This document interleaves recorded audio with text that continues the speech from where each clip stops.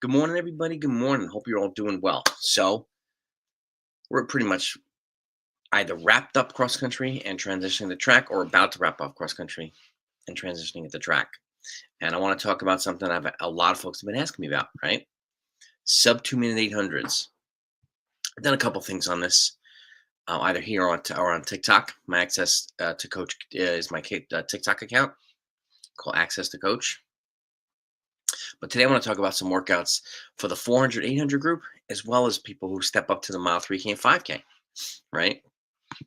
Sub 2 minutes a big milestone for a lot of folks. And if you have a good 400, let's just say the 400 equivalent's about 51-ish or 52, and the mile equivalent is sub 420, 3K equivalent is sub 830, 5K equivalent is sub 15 minutes, right?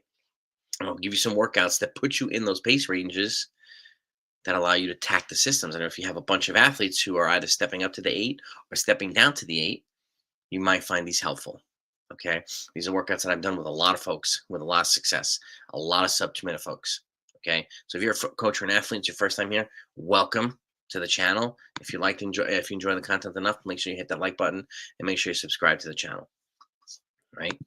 I greatly appreciate it. Next week, a couple folks have been asking me to do sub 5 minutes for the mile. I'm going to do the same live next Sunday, sub 5 minutes for the mile, whether it's boy, girl, male, female, because that's another big milestone for a lot of folks.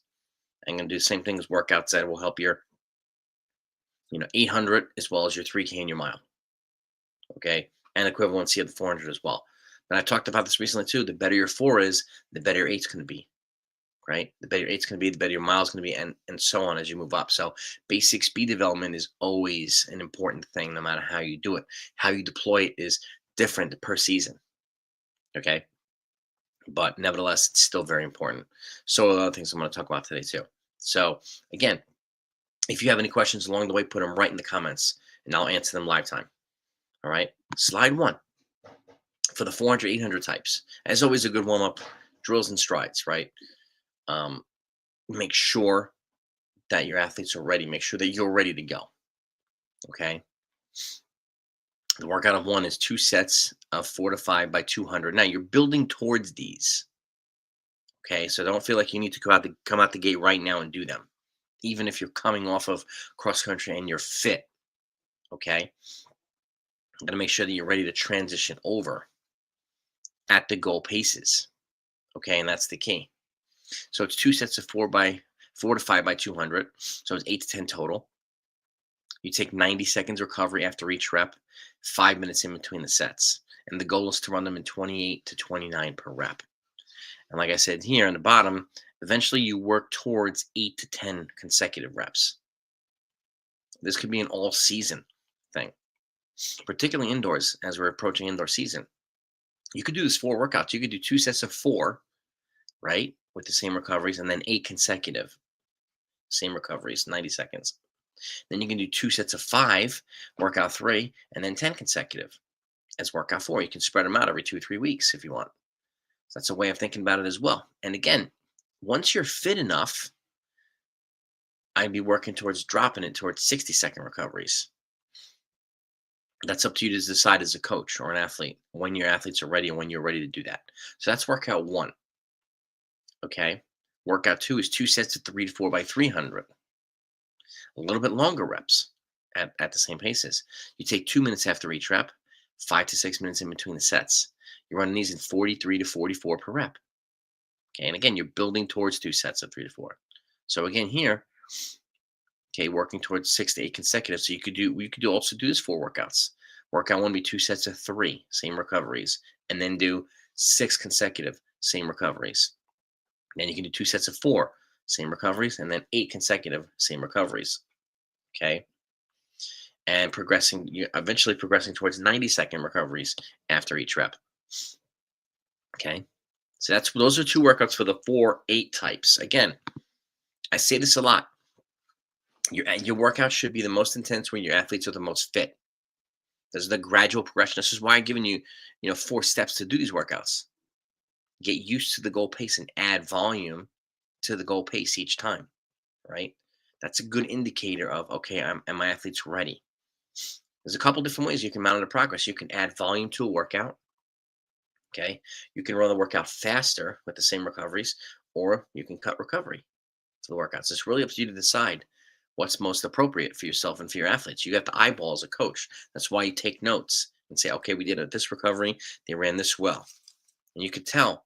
This is why I encourage folks to take splits in races too. Are they slowing down in the back end of the race?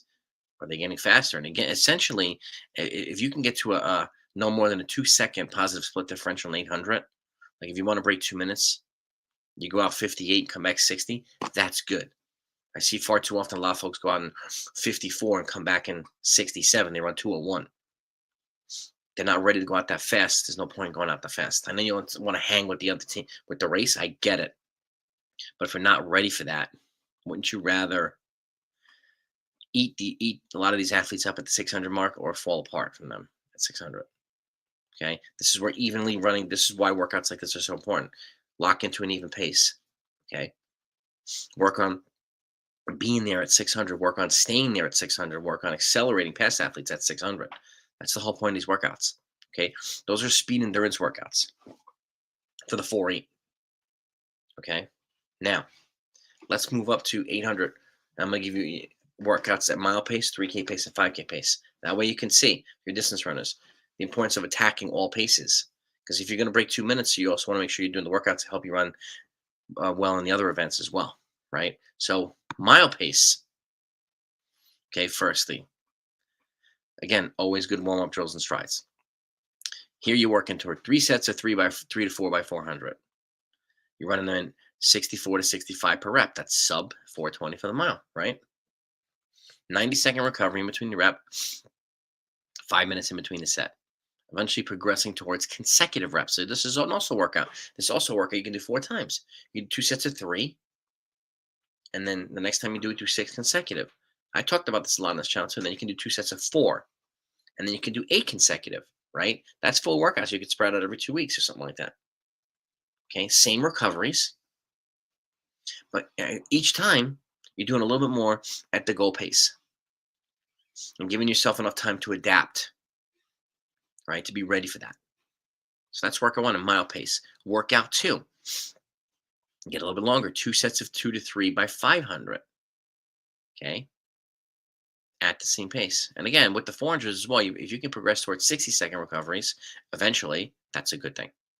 Okay, back to 200, to the 500s, 2 sets of 2 to 3 by 500. Take 2 minutes after each rep, 5 minutes in between a set. The goal is to run them in 120 to 122 per rep, which is the same thing as 64 to 65 per rep, 3 to 400. Now you're adding 100 meters to this. Okay, progressing towards 4 to 6 consecutive reps. So you could do 2 sets of 2, and then do a couple weeks later, do four reps consecutively. A couple weeks later, and then do 2 sets of 3, and then a couple weeks later, do 6 consecutive.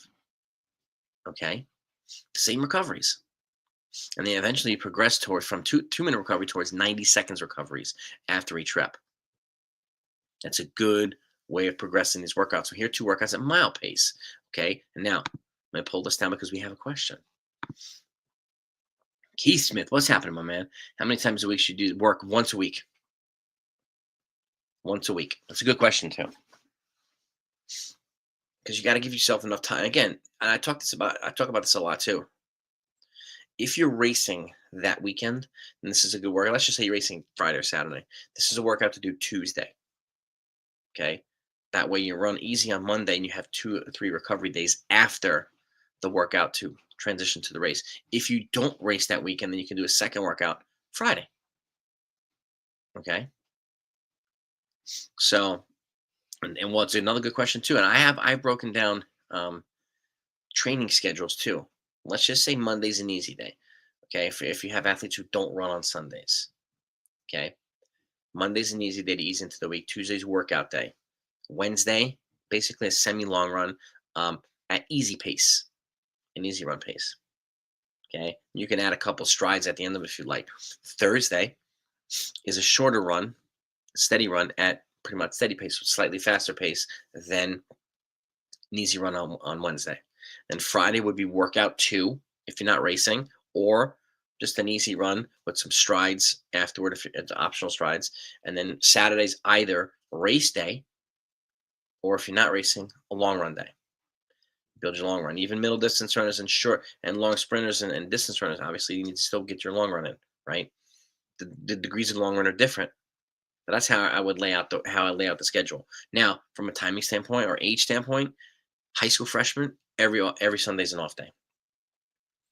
Sophomore, juniors, and seniors, every other Sunday's an off day. Okay. And the alternating Sunday would be just a short, easy run to flush out either the long run or to flush out the race on Saturday. And then you have your easy day, and then you kind of repeat the cycle. This way you can train, do what you need to do, and recover at the same time.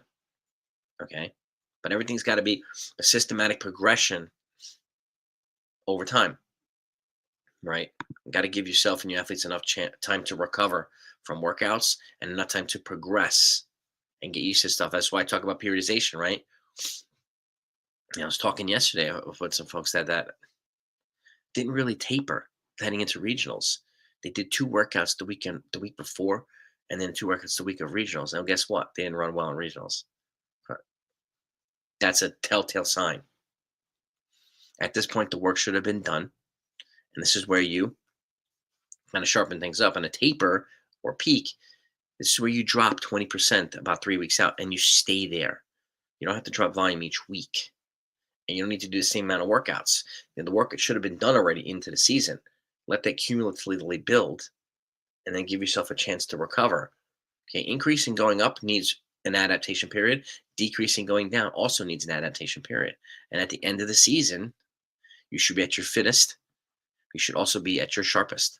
So recovery is just as important at the end of the season as it is in the beginning of the season, if not more. Okay. So sorry to change this into the cross country, but this is where, I talk about a gradual progression to things. So to answer your question, these are good once a week workouts. And the other workout you can do as a complementary piece, depending on where in the season you're at. All right, but these are good questions. So keep your questions coming. Now, we talked about mile pace. How about VO2 max stuff at 3K pace? Okay. And this is all with the same objective of breaking 2 minutes for the 800, right? Excuse me, allergies. Okay, now, same warm-up drills and strides. Now, when it comes to 3K pace and 5K pace stuff, I encourage folks to do a couple of 200s in the beginning. 2 to 3 times the 200 at the pace you're looking to run in the workout, right? Okay, excuse me, this is 5K pace. Sorry. Let's go to 3K pace. I will go back to 5K pace. A couple 200s to find the pace you're looking to run in the workout itself. Okay, before the workout starts. That way you can lock in and do every rep, or as close to every rep as you want to do, or as the workout prescribes, at the goal pace instead of having to look for it in the workout. It's called transitional 200s. Okay, so workout 1, 5 times an 800 at 230 recovery, at 216 and 217 per rep. That's essentially the equivalent, 430 to 434 round there, which should be about 3K pace. That puts you at high 820s for 3K, low 9 minutes for 2 miles. Just like the mile stuff, puts you at sub 420. Now, this puts you at sub 9 for 2 miles, sub 830 for 3K. So again, building towards 5 times an 800, 230 recovery at 216 and 217. That's 3K pace. And 3K pace is essentially a 1-to-1 work to rest ratio. Okay. So the recovery should be at least as long as the rep is. That's workout 1. Then you could progress to 4 times 1K at 249 and 250 per rep, which is also the same pace as the 800s, just adding a 200. We're also doing these at 3-minute recoveries. Okay, so it's 4 times 1K, 249 and 250 with a 3-minute recovery, which is also 3K pace. Okay. It's 4K worth of volume. And just let me put this in perspective too. Let me take these down. If you can get to the point where you can do a mile's worth of volume at 800 meter pace, that's a good thing. A good sign of fitness. If you can get to the point where you can do 2 miles worth of stuff at mile pace, good sign of fitness. 1.5 miles to 2 miles. If you can get to the point where you can do 4K to 5K worth of stuff at 3K pace, good sign of your fitness as well. Okay, these are good indicators to build towards. You can go over distance on these early to mid-season. You don't have to, but you can if you're fit enough to do that. If you're fit enough to come back and recover from it. Okay, this is also a good workout to complement the stuff you did early in the week if you're not racing. Okay, you could start at 3 times an 800 if you can do that, and then eventually build towards 4, and then eventually build towards 5, and so on. Okay, we got another question here. Good morning, Michael Young. How are you, my friend? How are you? Okay. If you have any questions, bring them, put them right in the comments, man. I will always answer these questions. And again, folks, my email is blackbeltrunningcoach@gmail.com. Again, blackbeltrunningcoach@gmail.com. If you have any specific questions you want me to look at, or any specific components of training you want me to look at and give you feedback on, send it right to my email. And I will dissect it. I will look at it and I will give you feedback. Okay. That's my other goal, is to help as many athletes and coaches as I possibly can. Okay. So we've talked about stuff at improving speed endurance to improve your 4 and the 8. We talked about addressing mile pace strength. We talked about 3K pace strength. Let's do the next slide, 5K pace. Okay. If you can get to the point where you can do 5K worth of volume at 5K pace, that's a good thing. If you want to go over distance, you can. You can do 6 times in 1K at 5 times 1200. Okay. And if you happen to be a 3K, 5K type, you can if you like. But these are the minimums I would be shooting for right here. Again, so 3K pace, you're looking to run those 200s at 33, 34. Okay, now you're looking to run these in 35, 36. Transitional 200s, right? Before the workout starts. So moment drills and strides, transitional. It's up to you to decide whether you want to do transitional 200s. I found them to be very helpful. Okay, workout 1 is 5 times 1K with a 2-minute recovery. You can cut the recovery if you're doing it at a 5K pace. Okay, running these in the goal is to run them in 2:58 to 3 minutes per rep. Okay, that's the goal. Building towards these volumes. You don't have to come right out the gate and run these volumes. You build towards it over time. Like I said, as you get fitter, you can add volume. But it's up to a coach to decide whether your athlete's ready to handle it and recover from it. Okay, you can progress from 1Ks to 1200s. 4 times 1200s, also 3 miles worth of volume. You could eventually build towards 5, but you don't have to. Here, the recovery is 230, and it's 335 to 336, which is the same pace as you run for the thousands. Just adding 200s, adding volume to the same pace. That's your 5K pace session, your second one. So you're doing 1K reps times 5, 1200 meter reps times 4. Okay. And again, these are all designed with the goal of helping you do what? Break 2 minutes for the 800. And you imagine having a distance crew running a sub 8-minute 4x8. None of which her primary events are 800, because you can do that.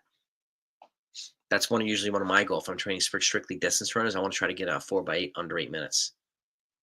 And I want that to be my second fastest 4x8. Put that in perspective too. Okay. Got a question.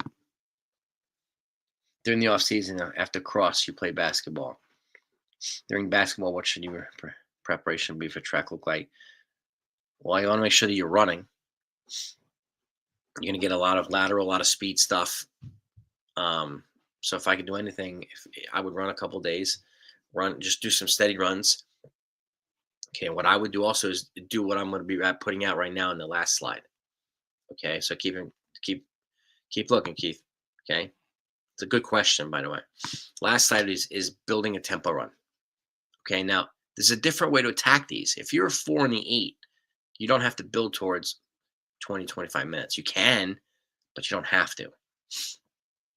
Let's just say you were going to do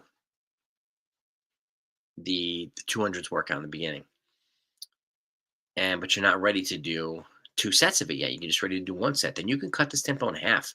Do a 10-minute tempo and build it towards the goal pace, which is 518 to 520 per mile. Let's just say you build towards 10 minutes and you do 1 set to the 200. Okay. This is a way of combining VO2 max and race specific work in the same session. Okay. But the ultimate goal is to build towards 20 to 25 minutes on a tempo, consecutively running at 518 to 520 per mile. You could also do a couple transition 200s in the beginning at 39 to 40 per rep. And whenever you do these transition 200, you want to jog a 200 after each rep. Okay. So this is the tempo run pace that's appropriate. Distance runners, middle distance runners, I'd be building it towards 20, 25 minutes. Okay. Now you've got speed endurance, you got stuff at mile pace, you've got stuff at 3K pace, you've got stuff at 5K pace, and you have tempo runs. You put this all together and you're ready to not only get yourself set up to break 2 minutes, but also maybe a sub 420 mile. How many sub 2 minute runners do you know run a sub 420 mile?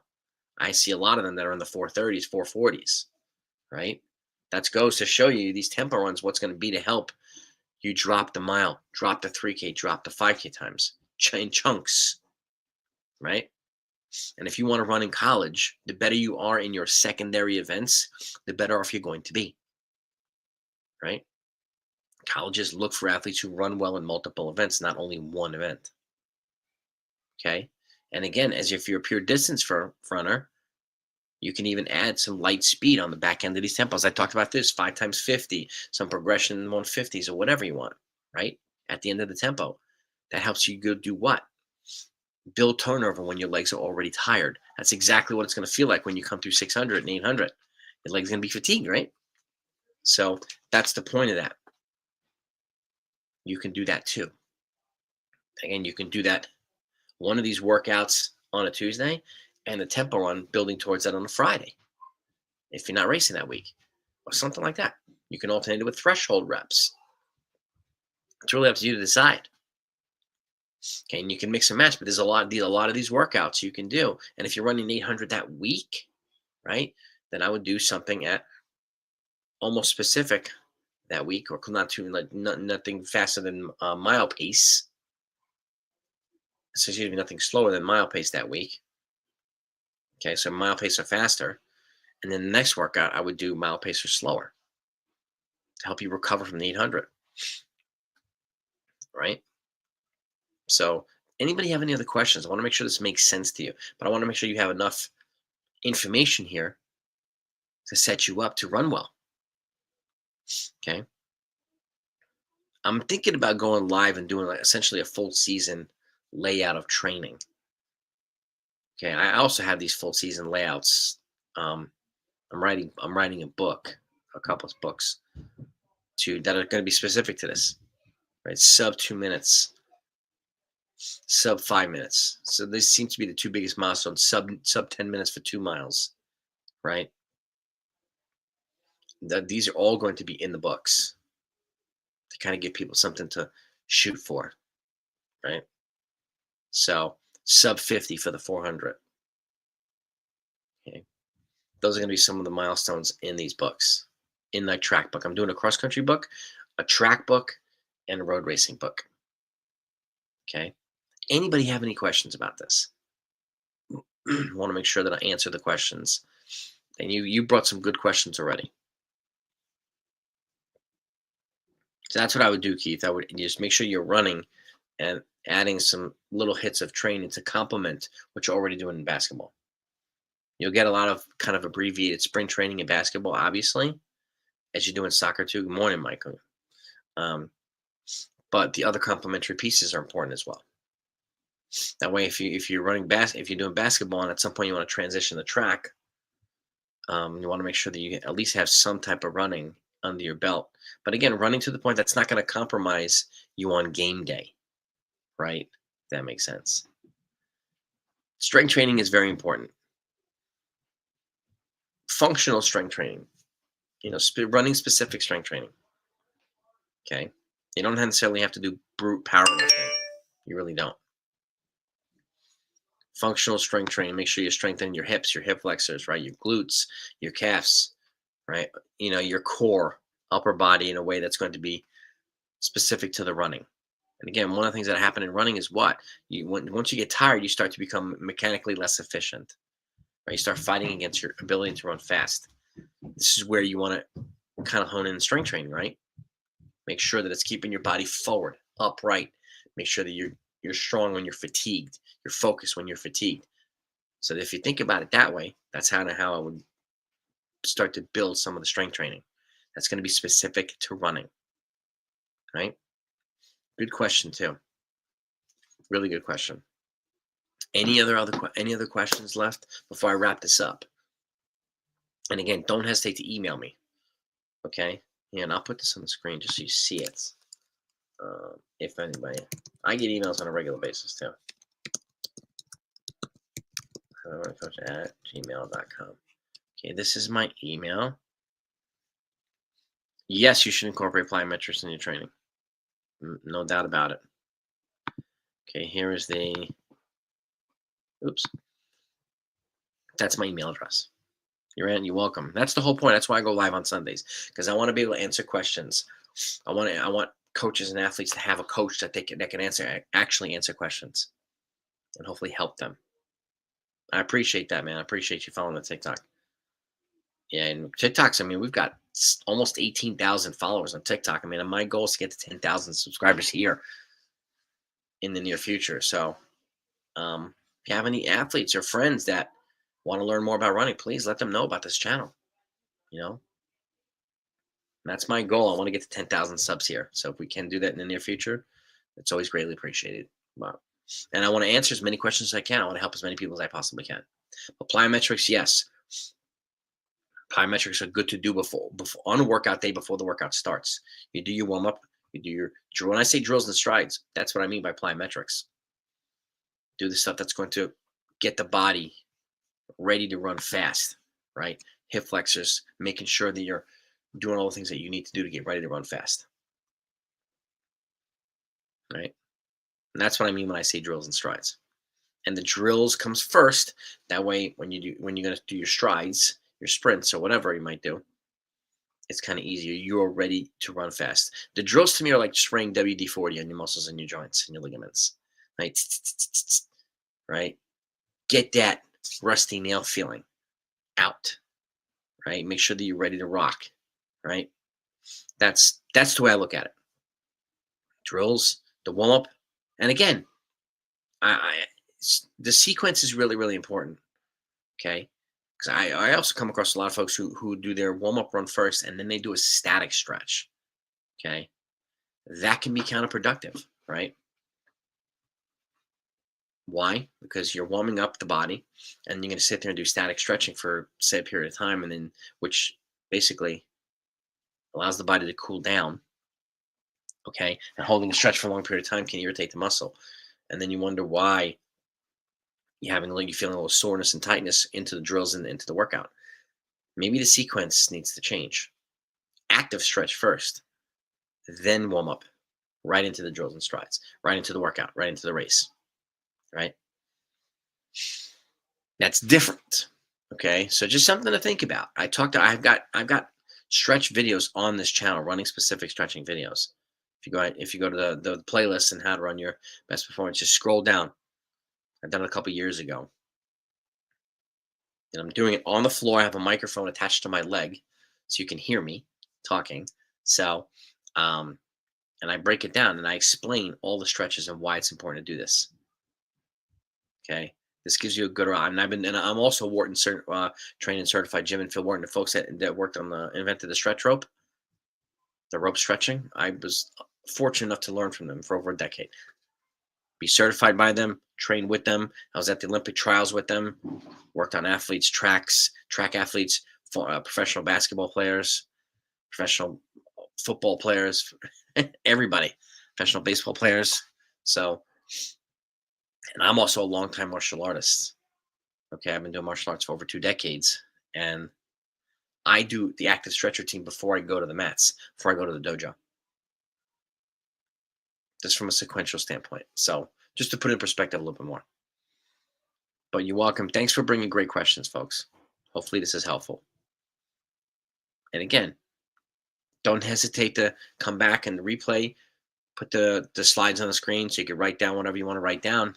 And if you have questions about it, you can ask me in the question and send me an email about them. But again, all these workouts you can kind of build through over time.